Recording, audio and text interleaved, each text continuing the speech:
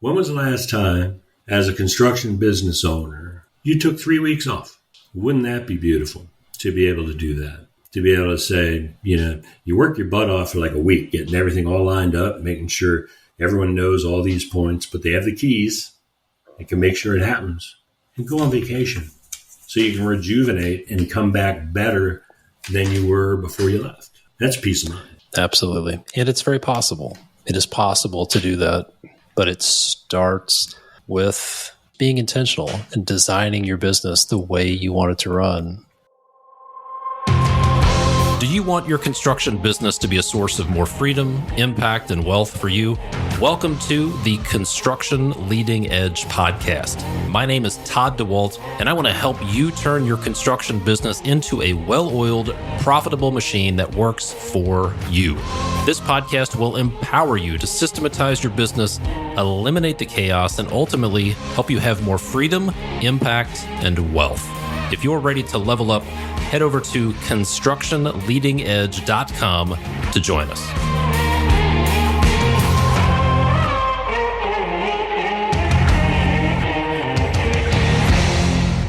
Hey, thanks for listening to the Construction Leading Edge podcast. My name is Todd Dawalt, the founder here at constructionleadingedge.com. We're all about helping construction business owners systematize their business so they can have more freedom, more impact, and more wealth. This is Business Continuity Month here at the Construction Leading Edge podcast, and today's episode is an interview with John Braddock, and we're going to be talking about estate planning, myths around estate planning, misconceptions, some of the biggest mistakes people make, especially business owners make, and we'll talk about some estate planning nightmares that you can avoid and how to do it by simply having the right information organized in the right way. We'll also be talking about the structure of your business, how the design and the structure of your business can ensure continuity of your business in the event you are incapacitated, there's an emergency, or worst case, you die.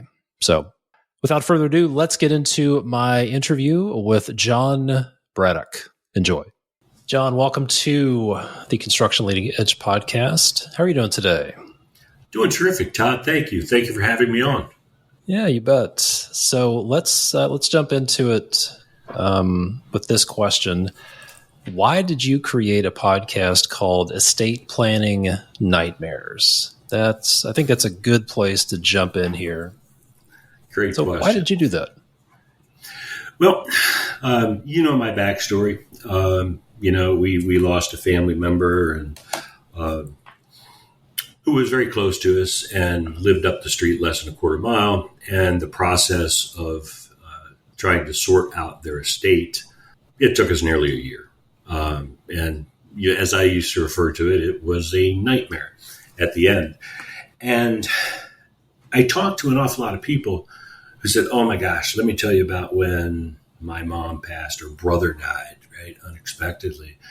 And, no one seems to understand this stuff. And when you look at the research, less than 50% of people in the country have a will or any kind of an estate plan, which is really funny because pretty much everyone who has a car has car insurance, right? But they may never get in a car accident. But only 50% have an estate plan, but there's 100% certainty that they are not going to, live forever. And what happens is on my podcast, I talk to estate planning attorneys and other professionals about stories because the reason is I want to educate the public. I want them to say, look, here are real stories, real people, real situations, what the impact was to family, what the cost was, in hopes not to scare them per se, but in hopes that they can kind of relate it and think about their own situation and maybe say, you know what, I should probably plan. Because when I die, I'm gone. But the choice is up to me, what I want the experience to be like for my family afterwards. Can you talk a little bit about some of the things you went through when your family member passed away, some of the things that surprised you? Yeah, I think the first thing was just finding stuff, right? It's kind of like, the deceased want to be buried or cremated. Never talked about that, right? have to try and make a plan. You try and make choices that you hope would have been pleasing. Would they have wanted a religious funeral or just a memorial service, right? And so the first couple of days, you have to go through all that kind of heavy lifting, not knowing, right? But easier if, someone had said, hey, when I die, do this, do this, do this, do this. But then the work starts afterwards. Is there a will? How do we find that? Where's all the bank accounts that are out there, and how do we access those? Did he have life insurance? And how do we find that? Did he have an attorney, an accountant, a CPA? And so you're all consumed with digging through boxes and files and trying to track things down. And at the end of the day, you find this stuff and you hope that you found everything. And probably the biggest challenge was digital identities, which is my largest pet peeve in the world, because the average email address is associated with 130 digital identities. And when you start to think about that, A to Z, Amazon to Zoom, Amazon Prime, Apple, iTunes, iCloud, Audible, Kindle, Nook, Facebook, LinkedIn, Instagram, Gmail, Google Drive, AOL, Venmo, Skype, Chewy.com, who's drop shipping dog food. And it goes on. And so many of those things are on auto pay and recurring pay. Trying to get access to those and turn them off is a nightmare. And sadly, I have no less than 5 friends on Facebook that still have active accounts, and they've been deceased for well over 3, 4, 5 years, some of them, and families still haven't taken down those accounts. How funny would you feel if, you posted on my Facebook thing, I'm dead, family didn't take it down, you post, hey, John, man, I haven't heard from you for a while. How the heck are you? I don't want to be that guy that posts that, right? Happy birthday, John. 2 or 3 years in a row. And John's been dead for 3 years. Yeah, that would be tough. Yeah. I'm curious. The name of your podcast is Estate Planning Nightmares. What are some of the biggest nightmare stories that you've heard from folks you've interviewed? Well, there's a lot. And they all relate to, for the most part, people who have done some planning. They may have a will, or they may have had a trust done. So one of the interesting things is, sometimes people think, I don't want to contact an attorney. It's going to cost me too much money, and I know I can go online to, LegalZoom or Rocket Lawyer or somewhere, and I can create a will. It's not going to cost me much money. So I had an attorney on who talked about the fact that this person did their do-it-yourself planning, had everything put together, and after they died, the family member brought the documents to the attorney's office. They're all in Colorado. The do-it-yourself will was to be governed by the laws of the state of California. Which are a little different than in Colorado. And that process of unbundling all that and fixing it and getting it done, well over a year. And there were properties involved and those kind of things. Another one had to do with a family that had a trust. The gentleman had a trust. And he actually named co-executors on a trust. Now, for clarity, if people don't know, an executor is a trustee. That's when I die, who's first in line, in charge, who do I think is the most responsible, who can handle this thing, right? And then you list a secondary, right, in case one's unable to serve or they're deceased. Well, the deceased in this case liked both these two family members and just appointed them co-trustees. So they had to serve together. Thing is, they didn't like each other very much. In fact, turned out they hated one another. And the thing about family, as anyone knows, if you have kids, you can't agree on where to go to dinner, what movie to see, or anything else. When they become adults and there's money involved, they absolutely aren't going to agree. So it turned into two lawyers, one that she had to hire, one that he had to hire, double the expenses, and this thing drug out in probate for a year and a half or longer. Yeah, it's just really interesting, and where the problem really is too, and the thing is to get people to understand. When you say to somebody, "Do you have an estate plan?" A lot of people might think, "Nah, you know what? That's for rich people. People that had a lot. It's an estate, right?" And my short answer to that is, look, estate is simply a fancy word for stuff. And we all have stuff, no matter how much it is, be it a bank account, a home, a car, life insurance. And these things need to go somewhere. And wouldn't it be nice if I had the ability to decide that, everything should be sold off and here's how I want it broken up, right? And so you try and get people to understand you do have stuff, your family's going to fight over it. Mom promised the china to both the girls. You think they're not going to fight over the china because of sentimental value? So I tell people you need to do some kind of planning. And when it comes to planning, if you die without any kind of planning, you actually have a plan. It's the state that you live in. And they refer to it as dying intestate, right? And I'm not an attorney, so if we have any attorneys listening, if I misspeak, my disclaimer is I'm not an attorney. This is what I know and understand.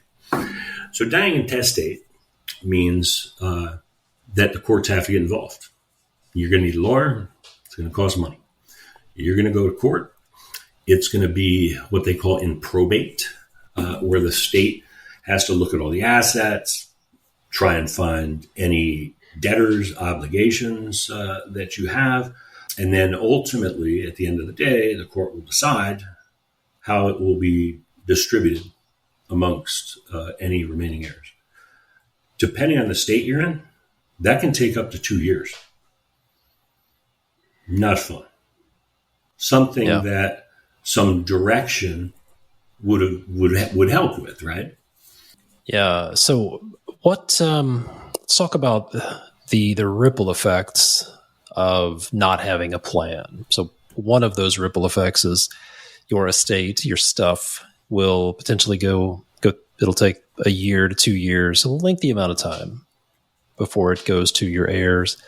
What are some of the other ripple effects of poor or non-existent estate planning? Well, here's kind of a nightmare that leads into it. So there was this younger couple. They had 2 small children. I think one was about 2 years old, one was about 4 years old. They had, mom and dad had gotten into a car accident, and it was fatal. Didn't make it. This family didn't have a plan. They were young, right? And immortal. And so here's the problem. His mom and dad, her mom and dad, all live in the same town. They're trying to decide who's going to raise these children, right? And, there's going to be some fighting going on with that. What happens temporarily?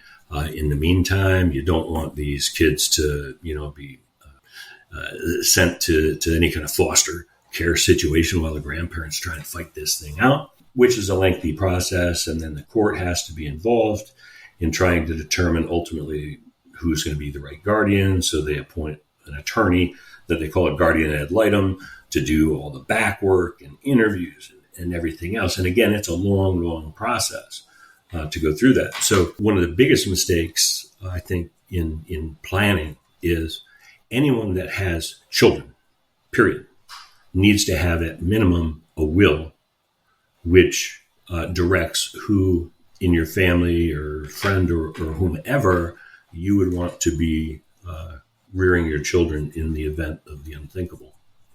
So we're going to get into the estate, the stuff specifically for business owners, because there's a whole other level of complexity of estate planning for business owners that we'll talk about in a few minutes.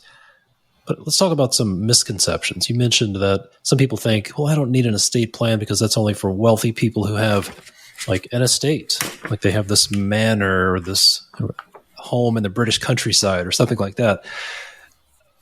What are some other common misconceptions that people have about estate planning?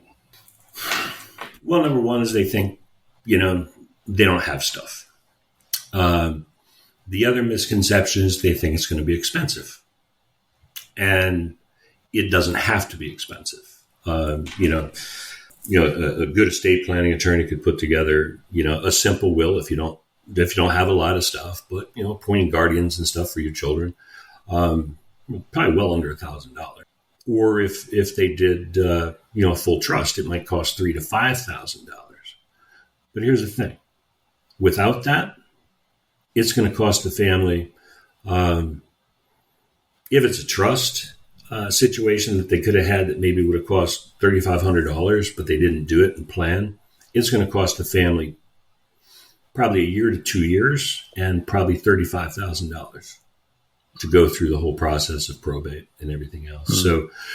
So thinking they don't have stuff is a huge misconception. Thinking it's expensive, well, depending on your budget, it may seem expensive, but it ain't anywhere close to how expensive it's going to be for family afterwards. So again, what do you want the experience to be like? And the funniest one, Todd, that I heard, and I hear this frequently, it's bad luck to talk about death and plan. Therefore, I'm just not going to do it. Bad luck. And, what I tell people is, look, talking about it is not going to make it happen. I mean, it's going to happen someday, but talking about it is not going to make it happen. We all talk about sex, right? But talking about sex doesn't make us pregnant. So talking about death isn't going to make us dead, right? So I think those are the three biggest misconceptions. I don't have stuff. You do. It's going to be super expensive. It's not. And it's certainly not bad luck. And the one common theme with all the estate planning attorneys that I interview and talk to on my podcast is that when people have come in and they've gotten their plan all laid out, once they ultimately sign their documents, there's such a sense of relief. And the value of an estate planning attorney is, I can go online and I can try to do this myself, but they've got the experience. It's like, well, what if this? Well, what if this? How do you want this? Do you want all that money to land in their lap day one when they're 19 years old and they'll be penniless when they're 20?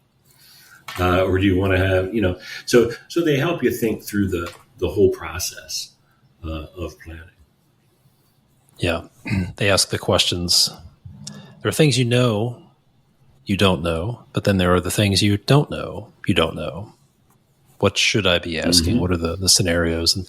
And the only way to get those answers is from somebody who's been through a few cycles and been through a few iterations. Yeah. So it's what I tell people, look, if you want to make a change, whether it's whatever it is, change your business, improve your relationships, lose 50 pounds, you really have three options. You can do nothing and just wait until you die, in this case.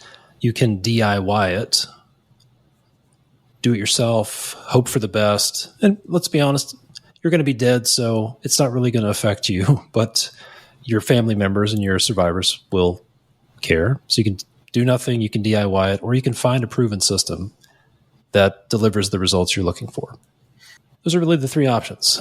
And I think the smart option here is, what I'm hearing you say is, smart option is find a proven system. Find somebody to do this for you. And so you mentioned people have this sense of relief. I think a lot of people might be thinking, oh, shit, this just seems like a morbid subject. It seems like a lot of work. I don't want to talk about it. Procrastination is going to flare up.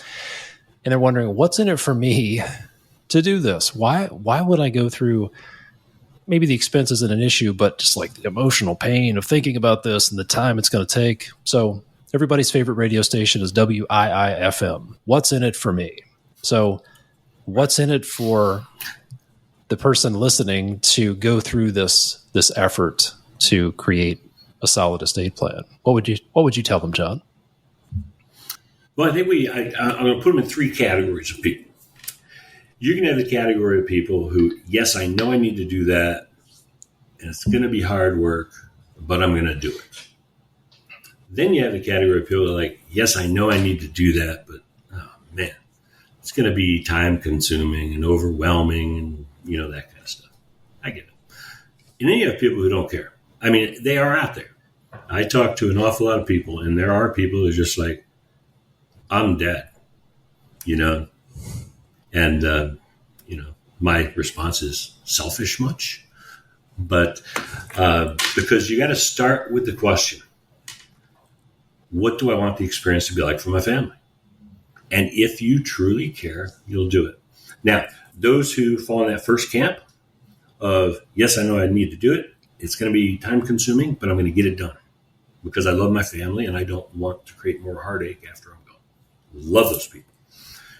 The ones over here on the other side, number 3, I don't care, I'm dead. Let them figure it out. Fine. Enjoy the rest of your life. The ones in the middle, yes, I get it. You got a lot of stuff. You got to figure it out. You got to lay things out. You got to get a plan put together. You got to make sure people know how to find your retirement assets and take down your digital identities and cancel things on auto pay. And it's going to take time. But as you mentioned a couple minutes ago, Todd, it's kind of like, if you want to, lose weight, right? You can take action, do it yourself, not take action, etc. Here's what I tell people. Look at getting your planning done like a weight loss program. So if you need to lose 20 pounds, you can't go to the gym this afternoon and wake up 20 pounds lighter tomorrow. You just can't do it. But if you go to the gym today and tomorrow and next week and you eat a little bit better and you do a little bit more week over week over week, in a month or 2 or 3, you're going to wake up 20 pounds lighter. So look at your planning and getting things organized like a weight loss program. You can't do it all today, so don't get overwhelmed. Do a little bit today, a little bit tomorrow, talk to the attorney, start getting the planning done. And before you know it, it'll all be done. And then keeping it updated and maintained over time is simple. Your attorney will reach out every year or 2, ask you what's changed. If you've acquired new assets, let's get them into your legal documents and those things. And it certainly makes life a lot easier. It's a nightmare if you don't have the will. If you do have a will, it's a lot better because family, at least things are going to end up going where they go. But here's the thing about a will. A will still has to be probated. A lot of people think, I've got a will, so family will get my assets right away. Not the case. It still has to go through probate, get approved, depending on what's there. It could be fairly quick, 6 months, something like that. But it could take, up to a couple of years. So if you think I have a will and it's great because if I die, I want my kids to get these assets right away, they're not going to get them right away. It'll take time. And a will is also a public document. And there are nasty people out there because I heard from this woman in Dallas a while back and her husband had died. And he was a Vietnam veteran, military guy. And she's been getting all kinds of requests via Facebook to friend this person, and they're running these scams because people can find out who died. Simple searches will find them on Facebook and those things. And a lot of people don't have their Facebook accounts privatized, in which case they can see who the friends are, they can identify who the wife is, and they can target them to try and go after assets and money. So, a will is public. A trust is not public. And there's no public record of any of the assets and things that were there. And a trust does not have to go through probate, which means it's a much faster process. Family will get their assets much quicker. And if it's done right and maintained so that all your assets, like your home, your cars, anything else you have, are titled in the name of the trust, it's like the Holy Grail. Hey, it's Todd here. And quick question I want you to think about. If something happened to you, would your family have access to all the information they need, like your trust, life insurance, and bank accounts? If you own a business, would someone have access to the information needed to run your business? Could they run payroll? Could they access bank accounts? Who would talk to customers? Would your business even survive if something happened to you? Having the right legal documents and having them where your family can find them is critical in the event of an accident, an emergency, or death. Having immediate access to the information and documents is crucial for your family members to enable them to make the decisions and ensure that they have access to the financial resources you've worked so hard for. Without the right documents in place and without them being in the right structure, your family could face unnecessary stress and financial challenges during what's already a difficult time. There are 42 documents and pieces of information your family will need if something happens to you. We've done the research here, and we've talked to the experts, and we've put together a legacy planning checklist for you. You can download the legacy planning checklist for free at constructionleadingedge.com/legacy. That's constructionleadingedge.com/LEGACY. We'll also be rolling out a digital legacy vault program soon, so you can have all of this critical information in a secure digital location. So to get your legacy planning checklist and to be notified when we roll out the digital legacy vault, head on over to constructionleadingedge.com/legacy. Let's talk about business continuity for a little bit. We've established that everybody has stuff. They have an estate. Especially if you have children, you need to have a plan for that. For business owners, it's a whole other level of complexity, multiple levels of complexity. And I'm reminded of a conversation that we had at dinner with some of our clients, and one of our clients' wives shared a story of her father who had a heart attack and wasn't sure he was going to make it.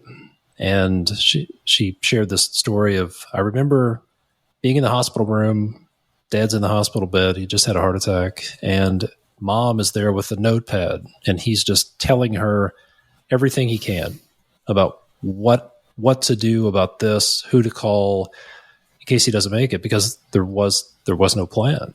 Fortunately, he survived and is still in good health today, but that his business would have collapsed without him. And I spoke with someone a few months ago who was a little rattled because just the day before, a friend of his who was a construction business owner was in a car wreck and passed away. And his exact words were, his business is dead now. The business ran through him, everything was in his head, and that it was like, well, what's going to happen to his projects? How will his employees get paid? What will happen with his kids? How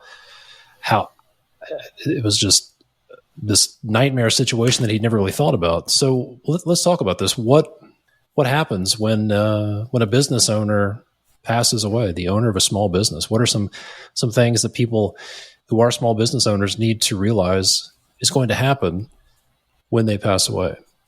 That's a great question, and yeah, it's critically important on the personal side to ease family. On the business side, it's equally, if not more important, from the standpoint of there are people who are depending on me to be here tomorrow.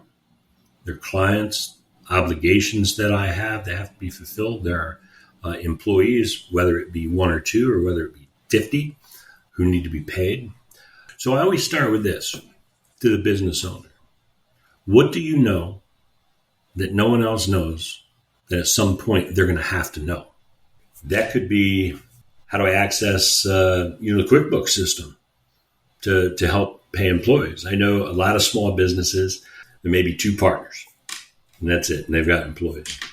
And, I have my responsibilities, Todd, and you have yours, and we both stay in our own lane. But if something happened to you and you handle the payroll and do everything through QuickBooks, and I don't even know how to log into it, man, we get some employees who want to get paid, right? And if I died and I was in charge of all the projects, and I kept most of it up here or in my laptop and notes and those kind of things, now you're left struggling. It's like, all right, what are the active projects we have going on? You're talking to some of the other people, who's the key contact that John was working with? Well, I don't know. He kept everything on that damn laptop he carried with him in his backpack all the time, right? Does anyone know how to get into his laptop? At least unlock that thing, right? Some secrets shouldn't be taken, to the grave. So, much like personal planning, I was, Todd and I, we were talking earlier, and so back with a former company I had, we had a pretty good sized team, and I had a real critical key team member. Her name's Jenny, and the greatest marketing person ever, but she handled everything, all the communication, ran our CRM, put out all the newsletters and the email lists and just everything, did the marketing, the design, the colors, things we did for clients. And she did it all. It was all in her brain. It was all on her computer. If something had happened to her, we had no idea even how to get into the computer. But even if we did get into that computer, none of us knew how to run those programs and queue things up or do the, design work in Canva and all the PicMonkey and all the creative things that she used.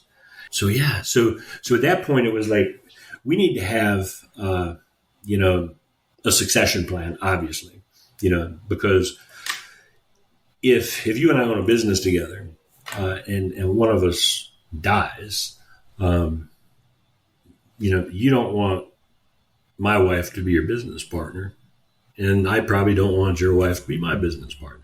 So we need a plan for that. But the business still has to run without missing a heartbeat. If any key owner doesn't wake up tomorrow morning, and someone needs to be able to access that information, such as how do we get into the computer? How do we get into the QuickBooks? Who should we contact? Because I don't understand the accounting side. Who's our accountant that I can contact and bring them in? But then I also, step two, beyond what is it that no one else knows. Think about your employees that work for you. And what is it that they know that you don't know that you might need to know? Such as my Jenny. If something had happened to her during that time, it would have really hampered our productivity, probably for at least a month, maybe two. Been lost business and those kind of things. So make sure someone has, all the keys that they're going to need, kind of like standard operating procedure, operations manuals, those kind of things, so that someone can step in and pick up, without it really being a huge burden or expense to the company. Yeah. What I've seen with a lot of small construction businesses, especially, is they are unintentionally designed to fail, because if the owner, if something happens to the owner, the business fails, period. Because so much of it may not be everything goes through the owner, but one critical part of the business is 100% dependent on the owner. Operations, maybe sales, design, the finance side. And these businesses are unintentionally designed to fail because everything is in that person's head, and they never really thought, what would happen if I were, maybe they don't have to die, but in some cases, if somebody is incapacitated for 2 weeks, the business would fail. So a good question to ask would be, what parts of my business would fail if I disappeared for 2 weeks? What is unintentionally designed to fail? And what are the single points of failure in the business?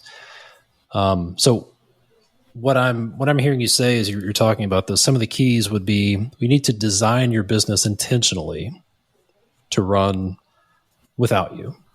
And you need to design your business, maybe the right term is, you need to be intentional about how you design your business to run. We don't want to have single points of failure. If something happens to Jenny, we need to be able to, the business needs to be able to continue. The business needs to be built around processes and systems, not built around people. And I think the keys to that would be, as part of that plan, number one, make sure people can have the access that they need. Like, can people get into your office if you're gone? Might be a good question. Can they get into your shop? Can they access credit cards? Can somebody run payroll? Make sure people have access to the information that they need to run the business. Step one. Maybe step one is have clearly defined roles and responsibilities, so that if something happens to Jenny or Carrie, for example, let's say Carrie is an office manager or Steve is a project manager. Let's have clearly defined roles and responsibilities so we know exactly what Steve's doing and what Carrie is doing. So if something happens, it's clearly defined. Then we have documented processes that Steve is following and that Carrie is following. And then let's make sure we have access to their systems in case something happens to them. And then vice versa. If something happens to me, let's make sure the people on my team know what I'm doing. It's documented. They know how to do it. They have access to the information that they need and the systems they need to be able to use. I think those seem like good starting points. Let's talk about. Think of this peace of mind. So, and everything you're saying is like so spot on for running a business, so critical, and most don't do it, right? But think about this peace of mind, to know that you have a self-managing company, okay, that is not dependent on me having to be there. 3 reasons. 1, if I die, it doesn't miss a heartbeat. It can move forward. And if there's some kind of plan in place, at least I know that it's going to get sold, bought out, and my wife's going to benefit from that. It doesn't die. 2, if I'm incapacitated, and I can't work for 2 or 3 weeks, someone else can take on those responsibilities. There's a roadmap, shows them exactly what to do. Company survives. Or 3, much more pleasant scenario. When was the last time, as a construction business owner, you took 3 weeks off? Wouldn't that be beautiful to be able to do that? To be able to say, you work your butt off for like a week, getting everything all lined up, making sure everyone knows all these points, but they have the keys. They can make sure it happens. And go on vacation so you can rejuvenate and come back better than you were before you left. That's peace of mind. Yeah, absolutely. Absolutely. And it's very possible. It is possible to do that, but it starts with being intentional and designing your business the way you want it to run. And so many construction business owners just jump in, and I have this book on my bookshelf, the E-Myth Revisited. They are technicians, and they really own a job. If you really looked at it from the outside, like, you don't really own a business, you own a job. And that you stop generating revenue when you go away. And owning a business is very different from that. Yeah. Let's talk about this for a few minutes. How important are having documented processes and systems to business continuity? Let's say a key staff member is incapacitated, or they leave, right? This is not only a death scenario. People quit jobs, they move, they go on maternity leaves, they take long trips. How important is having documented systems and processes to business continuity? What do you think? I think it's absolutely critical. From whatever the situation is, if you have documented processes, or I always refer to them as roadmaps, right? Some of our younger people don't know what a roadmap is because we have Siri who gets us wherever we want to go. But having that roadmap just makes sure everything moves forward. Without that, people are totally lost. And if they're lost and they're trying to figure out what needs to be done because John's not here, their work's not getting done. And so it's almost the domino effect, right? If one component breaks down, it's going to impact the entire infrastructure of the company. And I don't think I don't run a construction company, but I don't think laying out what each person does and having that done on a daily basis. What do you do? What are your steps? What do you do Monday? What do you do Tuesday? Especially for the internal people, and laying that out, making it a responsibility of them. You need to get this done for me because we have to ensure that this business runs. Then it can be refined, but I don't think it's that huge of a task. I agree. I think that's a great idea. A lot of small business owners have this, when they think about documenting processes, they think, well, I have to do this, and I hate doing that, so I'm probably not going to do it. And you shouldn't do it. You shouldn't be documenting other team members' processes. Have them do it. Have them document what they're doing. What is their roadmap, step by step? How do they do their jobs? You know what's interesting about that is, I don't know about you, I have, but I've got a lot more years than you do on this planet. But have you ever had an employee that you've thought, what the heck are they doing all day? I've had some of those. I mean, I know what their job is and they're doing it, but it's like, what are they doing? Right? This is a great way to find out. Everyone in the organization, we need to see, what do you do? How do you do it? How do you get it done? What are the technological components of it? What's the technology? How do we access it? And those kind of things. And, any employee who's not willing to tell you, well, this is the password into the Canva account or something we do. It's like, man, you're not a team player. Yeah. Yeah. And I think I would imagine if people asked, hey, what are you doing? And then I think people would answer that pretty well. But I think a lot of business owners might be surprised by the answers to how are you doing it? Because the answers might be, well, I kind of do it differently every time. And if you ask 3 project managers how they're doing it, they're probably all doing it differently, which could answer why some are getting different results and your projects are ending up differently. So there's a lot of benefits to documenting those processes and systems. And then, I really like that idea. Hey, what are you doing and how are you doing it? Chances are you'll be surprised to find out, they're doing, you may find out a few things. Wow, they're doing a lot. 2, they're doing it really inefficiently. There has to be a better way. Or 3, they're really not doing much at all. And maybe we need to throw some other things on their plate potentially. Yeah, but that's a good exercise. And there's another tip I heard from one of our clients.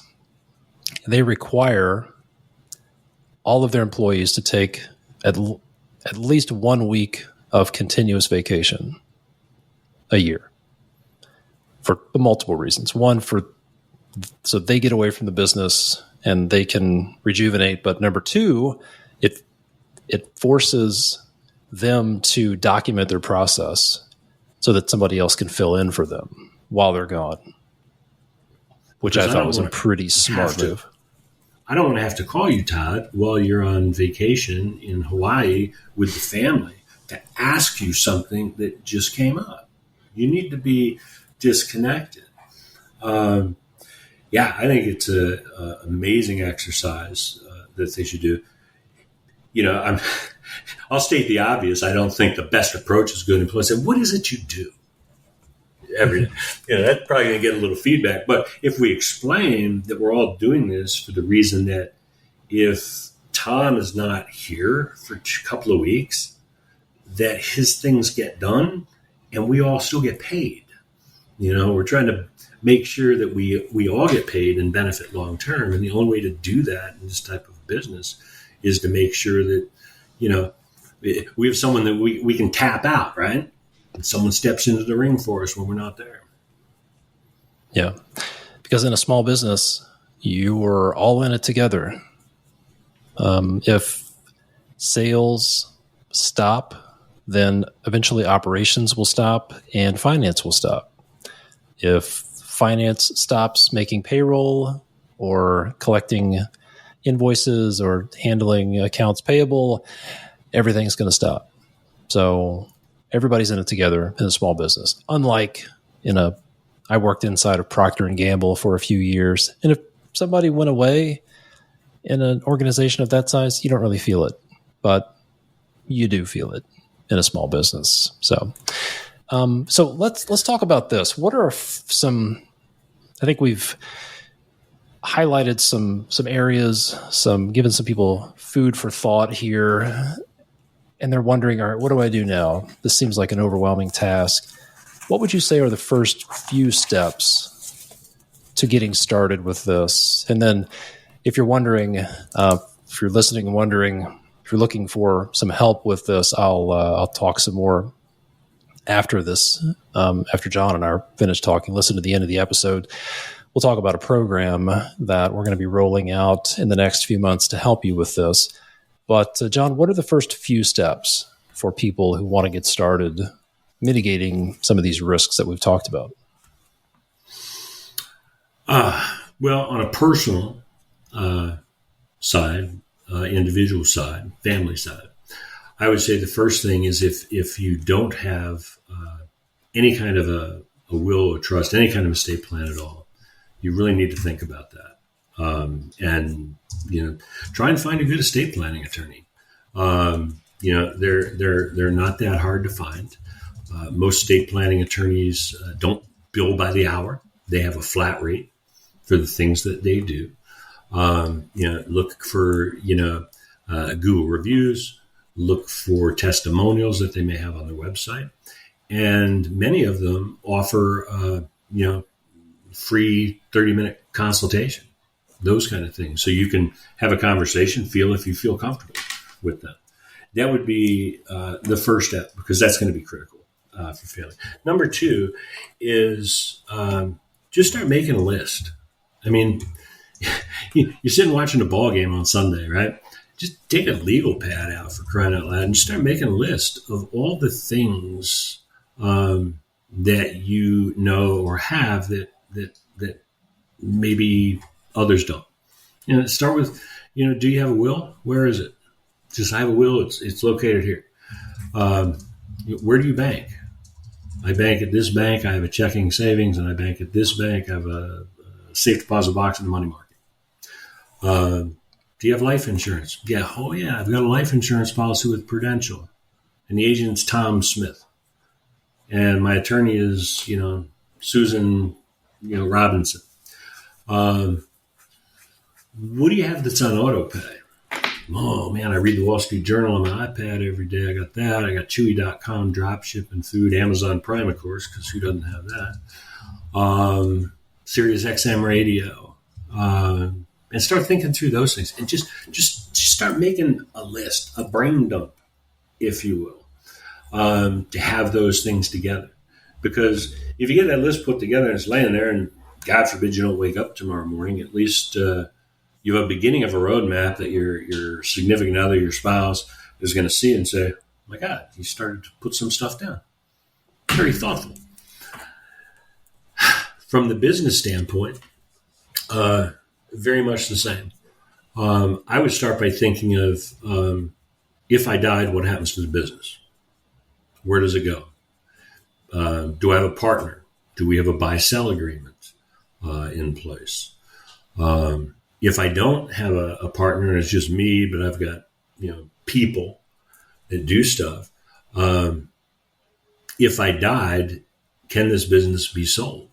Is there, goodwill and those kind of things, and think through those processes and really what you want to happen with the business, right? And in step 2, much like the brain dump you just did personally, start doing that for the business.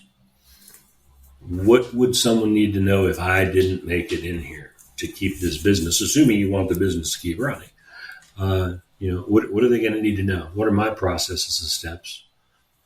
And then shift that to, as we just finished talking about, each of your team. What do they do? What do they know that no one else knows that we should know? And start building it out. And at least it's the first steps in a process. And it may prove helpful to somebody before they get fully organized, because you never know. Yeah. Yeah, you have to start somewhere. And it's not something that's going to happen overnight. It is a somber, morbid topic that it's pretty easy to procrastinate, pretty easy to avoid. But as I heard one of our clients say when we were talking about this, he said, as a business owner, you have a moral and ethical obligation to do this for your family, for your employees, for your trade partners, for your customers, to be truly a CEO of a business. This is part of it.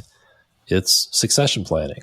It's business continuity. That's what big boys and big girls do as CEOs. And it's part of being a CEO. And I think what people will find as they go through this is it's not as overwhelming as you think. And there are lots of good insights that will come from it when you start thinking about it as, okay, these are opportunities for improvement. This is how we can make our business more resilient. They're not bugs in the system. They're not mistakes. They're not failures. You're just looking at it differently, and you're finding ways to upgrade your business, finding ways to make it more resilient, and ultimately think about what's it going to be like when I have all of this in place? How much peace of mind will I have? How much peace of mind will my spouse have? How much peace of mind will my employees have? Because you may not be thinking about what happens if you die, but I'll bet one of your employees has. They're wondering, what's going to happen if this guy kicks the bucket? And maybe they're already making plans. So having this in place gives everybody peace of mind. Yeah.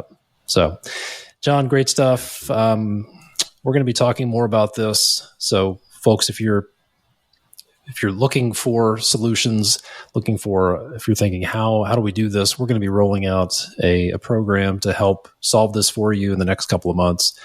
And John's going to be a big part of that. So, John, thank you for the work you're doing. Thanks for taking the time to be on here. So be sure to check out the estate planning nightmares. If you're into that if you want to listen about estate planning nightmares, go check out the estate planning nightmares. And John, you also have a book out there as well. What's the name of your book, and where can people find it? I do. The book is called Click Here When I Die, making things easier for those you love. For those watching, this is what it looks like. It's available on Amazon in book form and in Kindle. A lot of people say, it sounds like a Debbie Downer. Well, no, as Todd knows, I have a fairly irreverent sense of humor. And so that's what it's about. But it's our story, other people's stories, and really addresses all the things a lot of things we've talked about today and that we should be thinking about getting done. So appreciate you mentioning that. Good stuff. You bet. Yeah. John, thanks for taking the time to be on here. This was very enlightening and very helpful. Thank you very much. I appreciate it. Hey, it's Todd here. And one more thing before you go. Look, if you own a construction business and you want to put the right systems in place so you can either scale it up, maybe you want to step away from it, be able to take a proper vacation, maybe you want to sell it someday, maybe you just want to have more freedom, or maybe make it more profitable, or maybe you just want to get out of constant firefighting mode and make your phone stop ringing all the time. You really have three options if you want to make a meaningful change in your business. Option one is do nothing. Status quo, keep doing the same things, getting the same results. Option two, you can DIY it. You can do it yourself. You can reinvent the wheel. You can read books, listen to podcasts, try to piece together a solution, use trial and error. Or option number three, if you want meaningful change, is to find a proven system that delivers the results you're looking for. Sort of like if you use software for project management or for your bookkeeping, I assume you probably didn't try to code your own software. You found a proven system that delivered the results you're looking for, right? Well, if you're looking for a proven system to systematize your business, we've helped hundreds of construction business owners implement our systems in their business, specifically our nail the handoff pre-construction process in their business. It works for home builders, remodelers, commercial general contractors. It also works really well for trade contractors like electricians, concrete contractors, site, utility, plumbing. And it's part of our Systematize Your Construction Business program. So if you want to see what systematizing your business looks like, what nailing the handoff looks like, and the positive side effects that come with that, then the next step would be to schedule a free business evaluation call with my team. And you can do that by going to constructionleadingedge.com/apply, APPLY, or just go to our website, constructionleadingedge.com, and tap the Apply Now button. You'll learn about the 5-step process we've helped hundreds of people implement to systematize their construction business. Most importantly, you'll get an objective third-party evaluation of your business to answer one really big question. Is your business designed to fail, or is it designed to succeed? So let me ask you this. If your business was unintentionally designed to fail, when would you rather find out? Now, while there's time to do something about it, or later on when it's maybe too late? This business evaluation call is totally free. There are no strings attached, no pressure. And it could be the best hour you've spent working on your business in a long time. So our schedule fills up pretty quickly. So if you're interested, go over to constructionleadingedge.com/apply, or go to constructionleadingedge.com and tap the Apply Now button to book your business evaluation call. Hey, thanks for listening. I hope you got value out of this podcast. If you could take a moment, if you did, and leave a rating or a review or share this with somebody who needs to hear it, I would appreciate it. I'm Todd Dawalt from Construction Leading Edge. Thanks so much, and we'll see you next time.